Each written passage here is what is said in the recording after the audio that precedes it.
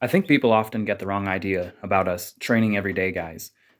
One thing that I've heard over and over is, "You're not going to recover.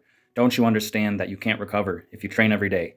And I think the thing they don't realize is that if you're training every day, you have to be so much more aware of recovery than if you're not.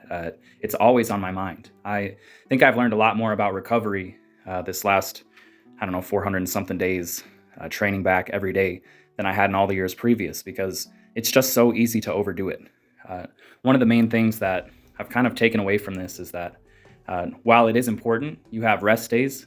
I think that still moving and just kind of pumping blood through the body is still more beneficial than just doing nothing. That's why a lot of these days, these training back every day days, I'm doing stuff like band good mornings, low intensity pull ups, just lightweight stuff because I feel actually more recovered by doing some stuff like that than if I just hung out. But I've kind of backed myself into a wall again. I've done this a couple times, and it always sucks when it happens, and I know it's coming, and I just don't pay attention. But basically, I have a tendency to overdo it, and what happens to me when I train too much for too long is my body's fine. My body could just keep going. It's even if I'm sore, it's fine. But my mind just gets messed up. I get mad all the time. Little things that wouldn't bother me just make me very angry. I'll be driving somewhere and for no reason, just feel the need to scream, things like that. And I'm generally a very mellow guy.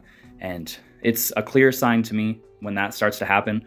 Okay, I'm overtraining. And I always try to talk myself out of it because I think of those guys who work construction or the farm people or whatever else. And, they're going all day. And so I'll try to think that and I'll convince myself I'm able to keep going. And then I'll make it even worse. The reality is, and what I always remember is that what we're doing in the gym is not the same as what someone at a construction job is doing, especially when you're training for strength like I am mostly. When you're pushing one rep maxes, doing just the hardest thing you could possibly do one time, that's very draining on the CNS, the central nervous system. And that's what gets messed up in me is I just work it too hard for too long, and I just get pumped full of adrenaline just always. You can hear my voice is just a little bit shot too. It just happens. So I'm not sure if that's how it goes for other people. That's just something I've noticed.